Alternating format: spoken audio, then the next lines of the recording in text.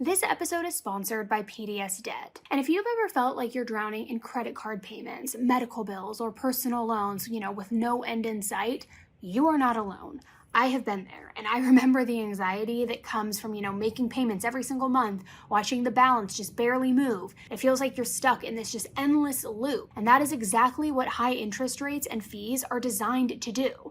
Just kind of keep you in this constant state of debt. Bad credit, fair credit, they don't judge. No judgment zone at all. They just help. You can finally start saving while paying down your debt in a fraction of the time. They also are A+ rated by the Better Business Bureau, with thousands of 5-star reviews on Google and Trustpilot. People trust them because PDS actually delivers. So stop living in debt. Get your free assessment and see your options right now at pdsdebt.com/10tolife. That's pdsdebt.com/10tolife. It just takes 30 seconds to start your way out of debt. In other news today, the search continues this morning for 2 missing children in rural Nova Scotia. Crews have been combing through the woods around Pictou County since Friday, when police believe they wandered away from their home. I'm just staying as hopeful as possible. I want them home. I want to hold them. And I want them home.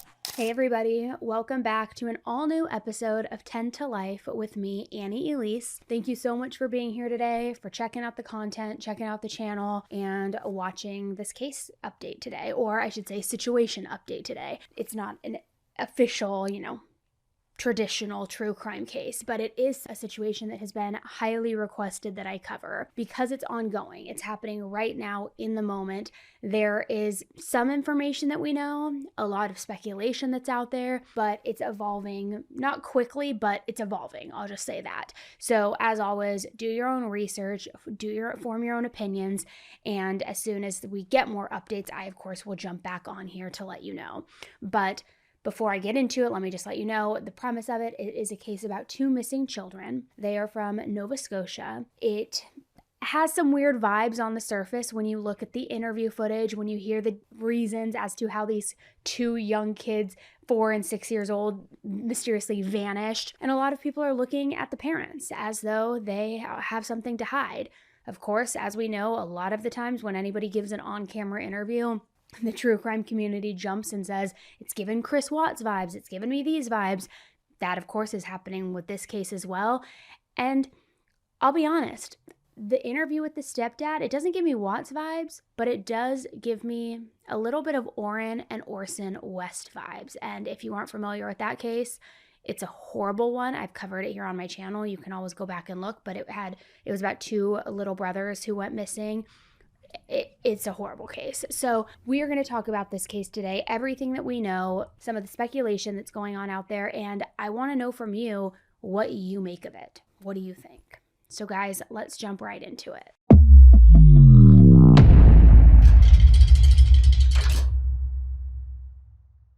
Early morning on May 2nd, 2025, local law enforcement agents in the Nova Scotia area county were called about 2 missing kids. Now, these 2 kids were 6-year-old Lily Sullivan and her little brother, 4-year-old Jack Sullivan. Now, pretty much immediately, the disappearance of these 2 kids, it made major headline news, and not just in Canada, but all throughout the US. I'm sure many other places as well, but for sure in the US, I've been seeing it everywhere. And here's what we know so far. Lily and Jack lived with their mother, Malaya, and also with their stepdad, Daniel. They also had a little sister who was just 1 year old. Now, Lily was in elementary school, and Jack was in, what we would refer to as pre-K. However, both of the kids had been home from school that day, and this day was a Friday, and they also had been home the day before because Lily had a cough. Both of them were allegedly sick. So the original story that we heard was that these 2 kids just vanished that Friday morning around 10 a.m. And I've seen a few different stories regarding where the parents were and what they were doing, and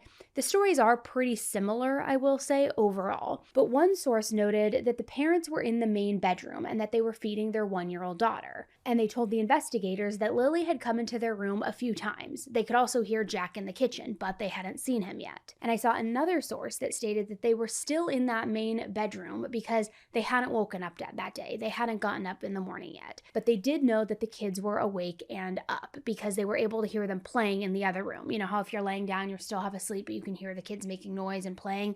That's what they describe the situation being. And according to this source, which is closest to what Malaya would later tell the media, Malaya fell back asleep for a very short period of time.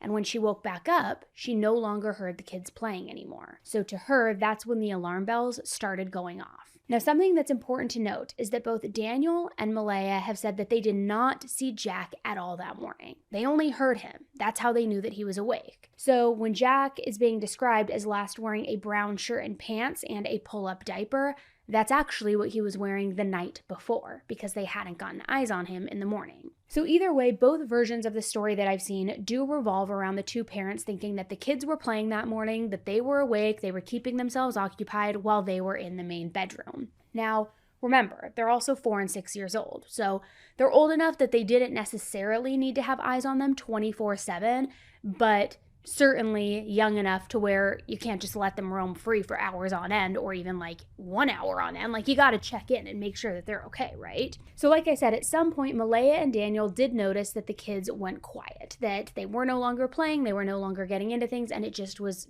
silent, for lack of a better word. Which, if you're a parent, you know that that is never a good sign. I mean, we always hope for quiet, but not in this kind of way. If it goes just like dead silent, there's cause for concern, especially with 2 toddlers. So they started looking in the kitchen, the living room, and everywhere else that they could think of, calling out their names, trying to figure out where they went, what they were doing. But they weren't anywhere in the house. They weren't inside playing with each other. They weren't inside playing with toys. They weren't right outside. They weren't playing hide and seek. It was like they vanished. So apparently, both Daniel and Malaya's theory was that at some point, the 2 kids went outside together to play. Though it's very important to note that they didn't actually hear them go outside. This was all just an assumption since they no longer could find them or hear them in the home. So they think that Lily and Jack went out the back sliding glass door because, according to them, it's nearly silent. You know how you open a sliding door, it's very quiet, it doesn't like creak, it doesn't make a lot of noise, and this is something that they both mentioned in their interviews. Now, Malaya said in an interview that they, as in her and Daniel, typically liked to make sure that one of the adults was always outside watching the kids whenever they were playing outside. But she also said that Lily and Jack were also the type of kids who were never told not to go outside on their own, which I know, kind of contradictory, but that is what she was saying. They're not the type of kids that we tell them not to go outside on their own. We always make sure that we're out there with them, watching them. They happen to just get out that sliding door and we can't hear it when it opens. And they were outside playing, but we weren't aware of it at the time. And the next thing we knew, it was quiet. And we get up and I tell him, my partner, Daniel, I tell him, "Do you hear the kids?" And he says, "No." And we get up instantly. We're looking outside. We're looking everywhere, yelling for them. And I instantly just call 911. I just had the instinct I needed to call. Now, what happened next after the 2 kids presumably opened this sliding back door to go outside and play together on their own? Nobody knows. Daniel and Malaya said that as soon as they noticed that the kids were gone, they quickly surveyed all of the area nearby. I mean, the woods, the nearby roads, all of it. But Lily and Jack were nowhere to be found. There was absolutely no sign of them. So that is what ultimately prompted them to call the police around 10 a.m. Now, obviously, 2 missing little kids is going to cause a pretty big ruckus in a community. A lot of chaos, right? Right away, people were asking questions, creating their own theories, wondering what's really the truth here? Was everybody's story adding up? I mean, you know how it goes. And it's important to note that pretty much right away on May 2nd, the very same day that these kids were reported as missing, the local authorities also announced that there was no sign of an abduction.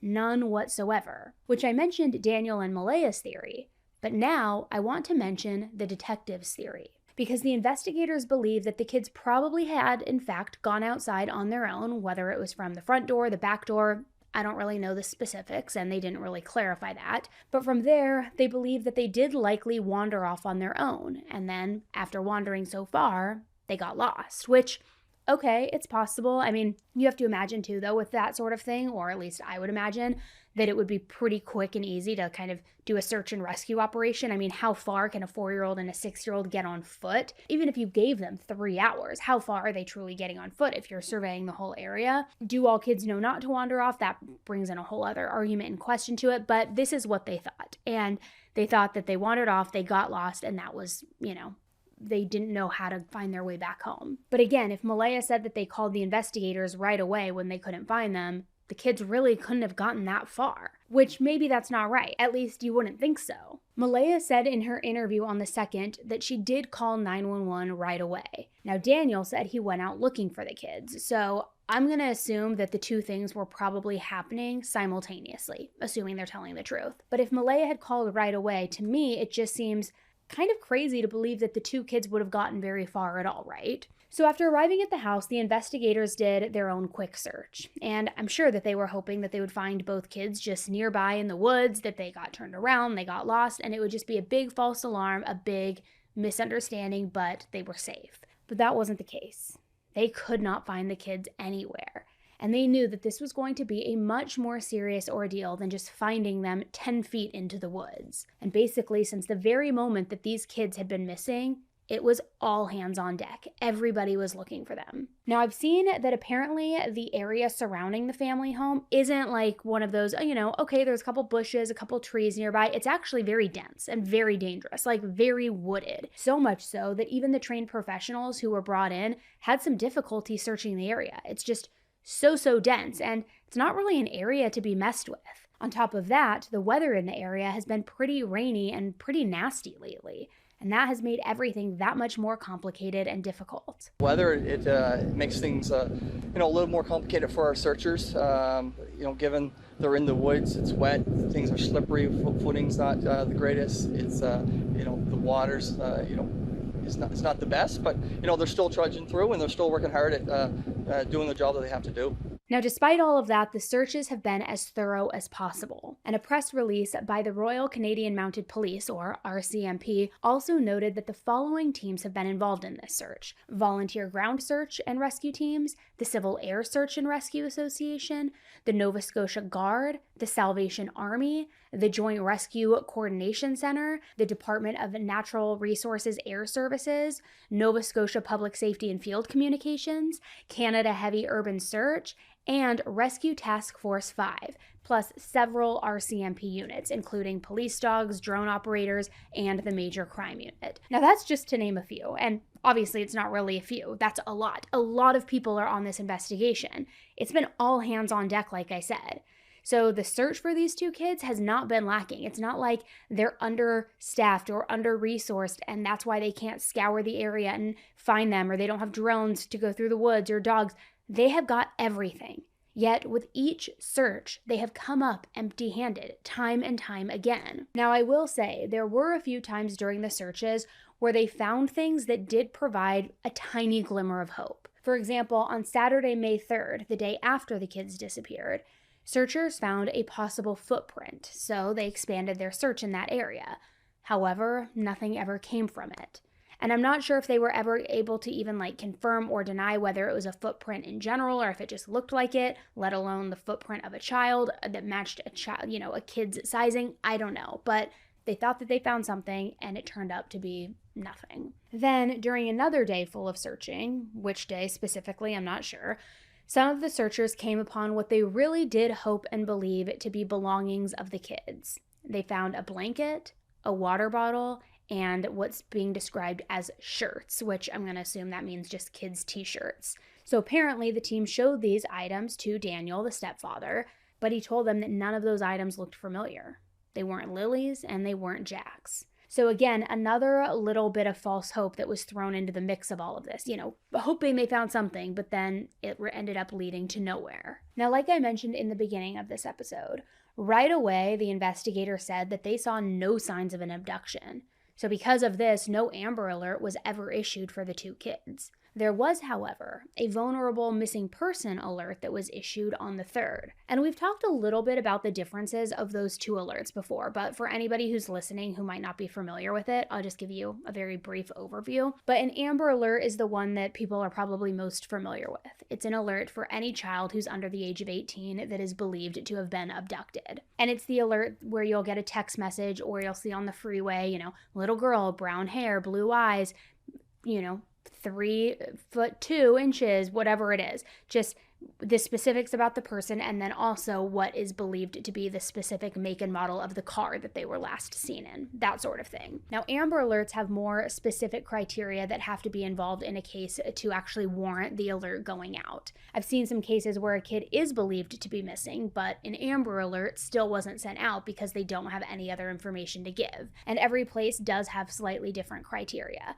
So the final decision ultimately is made by the local law enforcement agency. So it really just depends. But a vulnerable missing persons alert is a lot broader. It's not any less important. It's still giving out information with the hope for the public to be on the lookout, to be, aware and keep an eye out. But it still isn't an Amber Alert. And Lily and Jack's family were not exactly happy with the fact that an Amber Alert was never issued, because they both strongly believe that the kids were taken. Not to mention, they just felt like not enough people in the area knew about what was going on. They wanted more awareness. So in other words, people in the area need to be aware and on the lookout, especially if the investigators believed Lily and Jack weren't abducted and were still in that area. I appreciate the huge search effort going on right now, but we've been pushing for an Amber Alert, which hasn't been issued. Not just that they could possibly be abducted, which it is a possibility that they could have been, but just an alert to let everyone know that they are missing. We had people text me saying that they weren't aware, someone else let them know that they were missing, and it would just be nice if everyone could be alerted. Now, like I said, a vulnerable missing person alert was released. So I'm not sure if this interview was maybe before or after that alert was made. I'm not entirely clear. But either way, I do think that the interview shows that she really wanted an Amber Alert. But unfortunately, that just wasn't going to happen. Now, there are a few reasons why Daniel and Malaya seem to believe this, from what I can tell. The first reason is that they feel like Lily and Jack would already have been found if they were truly just out wandering in the woods. And I think that this is what a lot of people are also thinking and saying. Some rumors online have also been circulating that both Lily and Jack were autistic, and nonverbal autistic at that. Malaya said that both kids are in fact on the spectrum, but that they are very far from being nonverbal. They are verbal.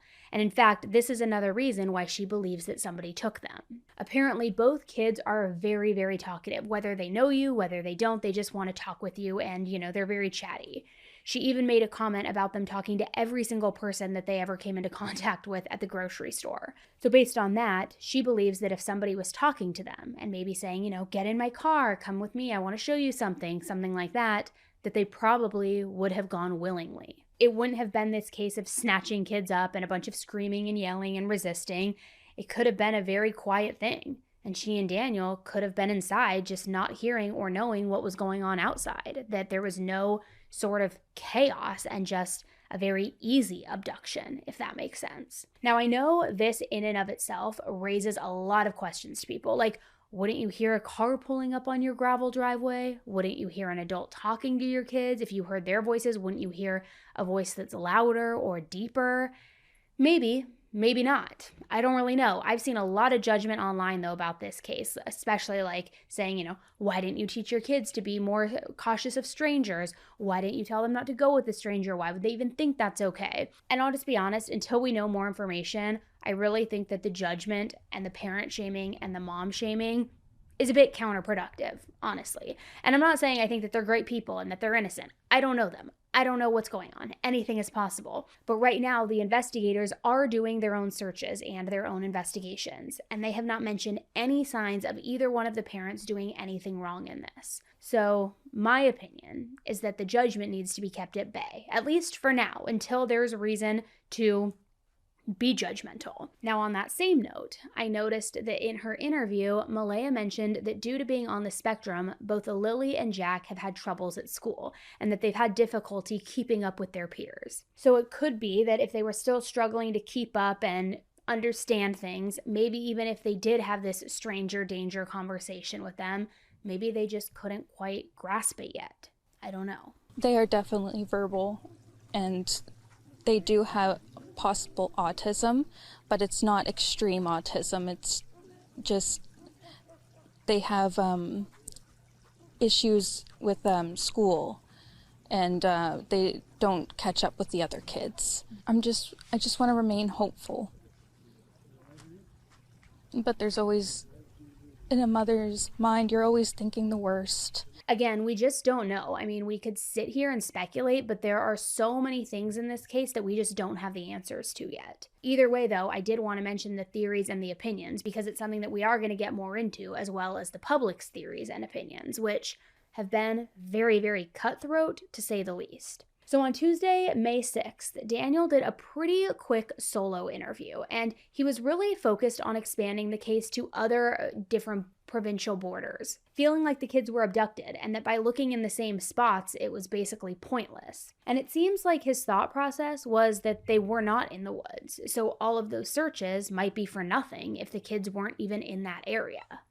We were searching. We covered everywhere possible. Even in the first day we did. Even with me running through the woods, I was ahead of the helicopters and ahead of the drones and stuff like that. Screaming as loud as I can, and just until my throat hurt. Running through water that was up to my waist. And as soon as I got back, I wasn't allowed back in the woods until a man dressed in a military outfit said I could go back into the woods. I hate being wet and cold, so they immediately would have came right back into the house. The only two prints are right beside the house facing the road, and then that's it.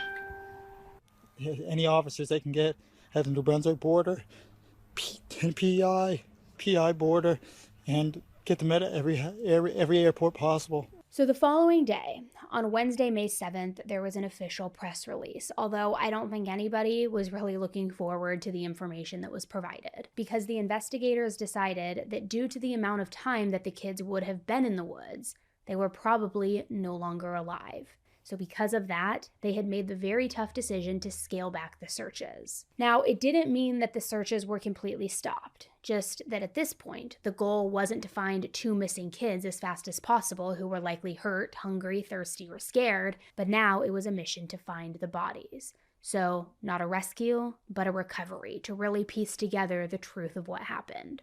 As of today, May 7th, the active search efforts to locate Lily and Jack will be scaled back.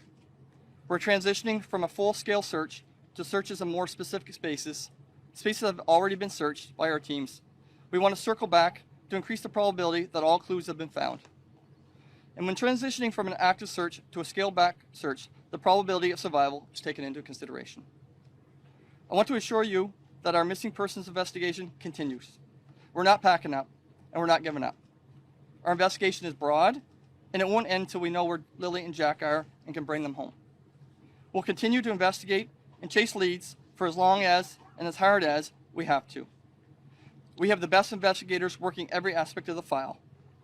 We continue to appeal to anyone who have information related to our investigation and who has not yet spoken to us to contact the Pictou County District RCMP at 902-485-4333 or Crime Stoppers. Before I close, I want to reiterate that our hearts go out to Lily and Jack's family, to the community, and the people who've worked so incredibly hard to date. Many of us have children of our own and have wanted nothing more than to reunite Lily and Jack with their loved ones. Now, whether or not you think the parents are suspicious, like a lot of the chatter I'm seeing online, I truly cannot imagine the feeling of hearing that announcement. And I'm just thinking from the perspective of it being my kids in that situation, knowing that a search is going to be scaled back and that it is a recovery mission now, because you really do want to hold on to as much hope as possible. But now having to face that hard truth of them likely not even being alive, that would be earth-shattering, even if it is something that you've probably known in your gut all along. And some people are saying that the reason they scaled back the search is because maybe they are going in a different direction, possibly looking at the parents and knowing that the kids probably are not alive because something was done intentionally to them, which that's just a theory that is out there. And I do want to get into more of the rumors and the speculation just for a moment here. So I saw some rumors about both the mother and the stepfather, as well as their relationship. And while I'm not able to confirm every single detail, I can confirm some of them. The rumor stated that Malaya had left the county on Saturday, the day after the kids went missing, and she left the county so that she could go stay with some relatives. The rumors also state that she blocked Daniel. Now, while I couldn't find any details on whether or not Daniel was actually blocked or what the status of their relationship was, I was able to confirm through Global News that the first half of the rumors are true. She was in fact gone by Saturday, and the only people still at the house are Daniel and some of the people from his side of his family. Now, prior to Malaya leaving the area, she did briefly speak to the media. But other than that, it's pretty much been Daniel who has done the interviews and who has talked with the media. I'm just staying as hopeful as possible. I want them home. I want to hold them. And I want them home. So like I said, we know that at least it is true that she has been staying with family somewhere else. And this is something that has been taken in a lot of different ways by the public. Some people think that it makes sense that she would go, that there's only so much she can do in that situation, and that being in the house would probably be extremely difficult. I mean, I personally can't imagine being told to sit inside and wait, having to just look out the windows to see search teams, police dogs, police cars, all of that stuff. It might be too much. But what I would personally be doing, I would never leave my house if my kids were gone. I'd either sit in that discomfort and pain, hoping that they return, or I'd be out on foot searching for them. I certainly would not leave the county, and that is just my personal opinion. But I will say she did mention in that interview that she did how difficult the first night without the kids was. So again, it might make sense, depending on who you are, why she may not have wanted to be there or stay there. But I also can definitely see why people think it's weird. Like, okay, why are you leaving the area a day later? If the blocking rumor is true too, why would you block him? Are you letting him just kind of, the expression like hang himself through all these media interviews because maybe he did something and that's why you blocked him and that's why you left and you don't want to be in the house with him? And I'm unclear of where the 1-year-old is, whether they are still in the house with him or whether she took the 1-year-old with her. Last night was one of the worst nights because I didn't have them in their beds. And I don't want to go through that another night without them.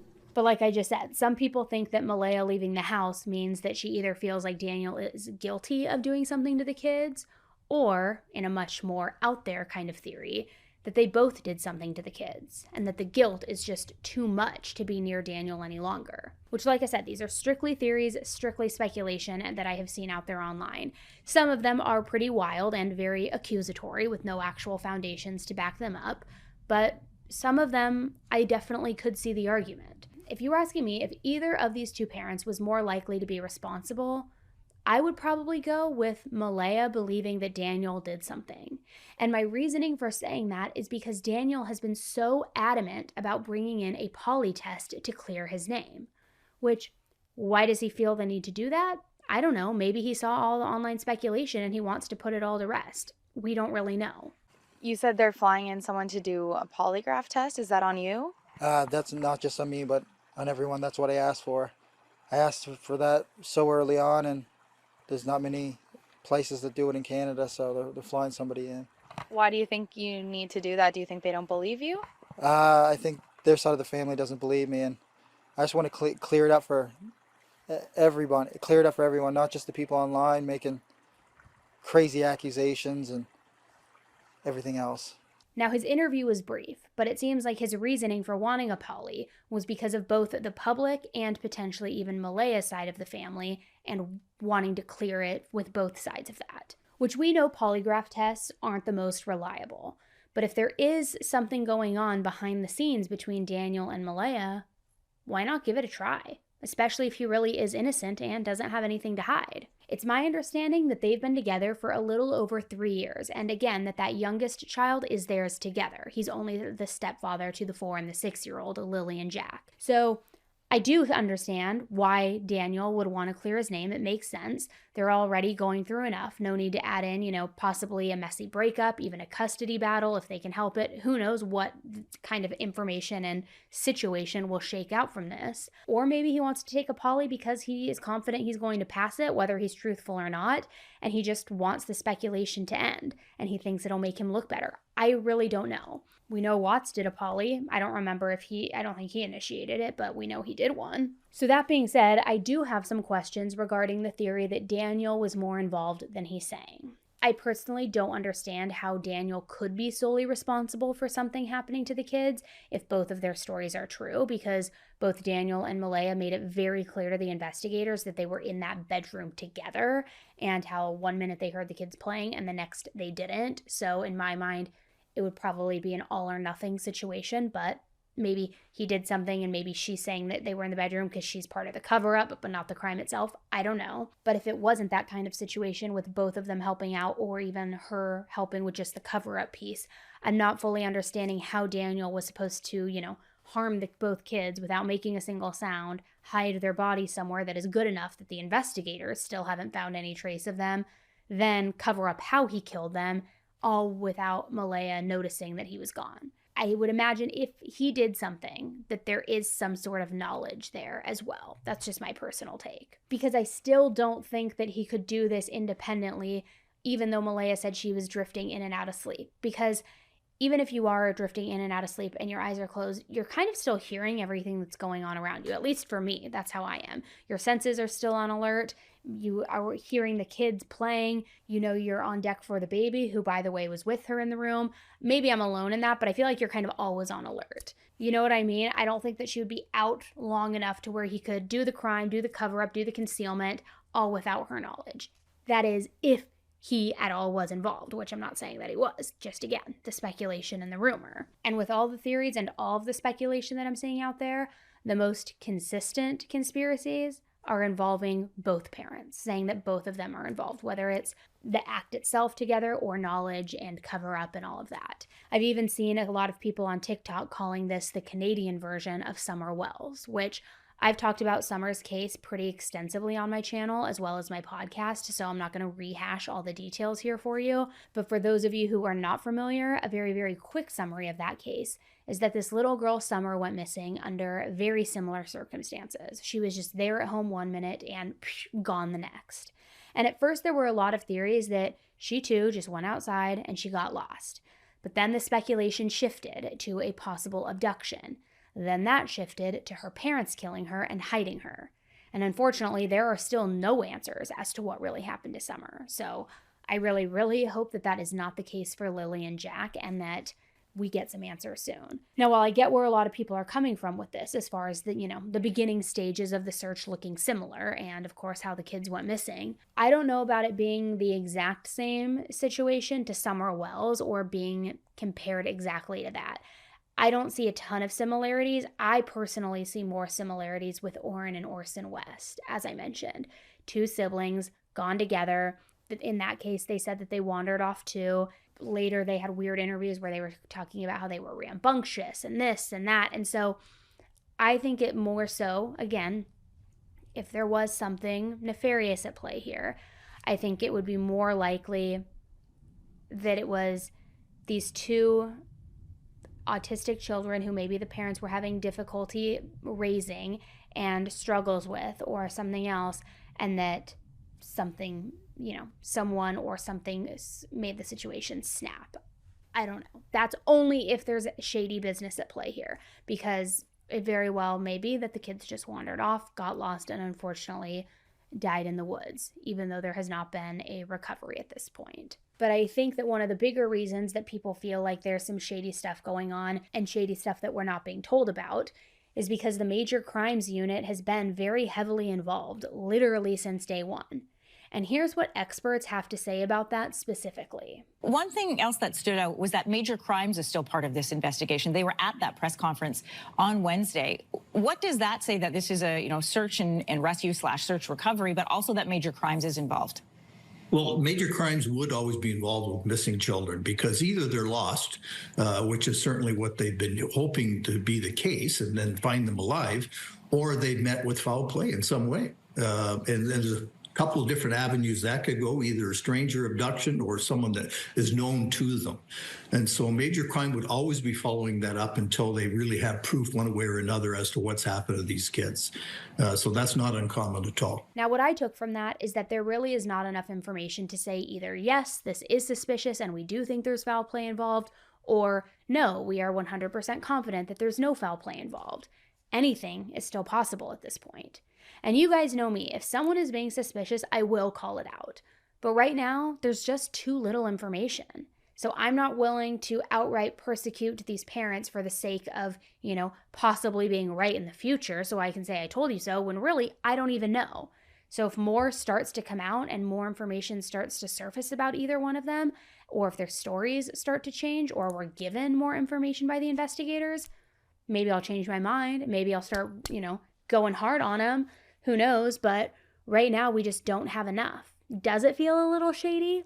Feels a little, I wouldn't even say shady, feels a little questionable, but not so much enough for me to say confidently that I think that they're involved. I do think there's some weird things though, right? I think it's weird that you heard them one minute, they were gone the next, but that immediately when you called 911 and went outside looking for them, when you heard the quiet, you couldn't find them, even though it's dense woods. I feel like by calling their name, you would hear them, they would call back to you. That feels weird. The fact that Malaya left the county the next day, that kind of sits a little uncomfortable for me as well. If she did in fact block him, I think that's a red flag, and I would be curious to know why. Again, if you're trying to distance yourself from him because he committed the crime and you don't want any part of it, you helped with the cover up, or you didn't help, and you're just now washing your hands of it and out. There's some things like that that give me pause, but not quite enough for me to say, I think you guys did something. Now, even though it seems like so much time has passed, these kids haven't been missing for very long at all. This case is extremely fresh, and it makes sense why we and the investigators just don't have that many answers to anything right now. So I will definitely be keeping you guys posted with any updates regarding this case. I think we were all hoping that it was a false alarm, that they would find them a day, 2 days, even 3 days after they wandered off and went missing. But now I think that we're realizing that since more time is going by, they likely are not alive anymore. So only time will tell and give us the answers as to what exactly happened that day. And I just truly hope that it was all just either a terrible accident, that they're found, even if it was an abduction, that they're found alive and well and safe and they're brought home, or that if something else happened, whoever's responsible is held accountable. Let me know what you guys think about this case or what you've heard out there too. Again, this is such a highly requested case, so I wanted to just jump on here and share what we know. So let me know what you guys think. Do you think that the parents know more than they're letting on? Do you think the stepdad knows more than he's letting on? Do you think that this is just two kids who wandered off into a very dense forest and wooded area and couldn't find their way back, and that their remains will unfortunately be found? It's a really sad situation no matter how you look at it. And so I just hope that the answers come soon, which as soon as they do, if they do, I will jump back on here and keep you posted. So make sure to check back for that. In the meantime, the more eyes on this case, the better. So please share the link to this episode with your friends, in your group chat, on your social media. These kids are still missing. Whether they are alive or not, they are still missing, and this case needs answers. So please share this video everywhere you can, and let's hope we get some answers soon. All right, guys, thank you so much for tuning in, and until the next one, stay safe. Bye.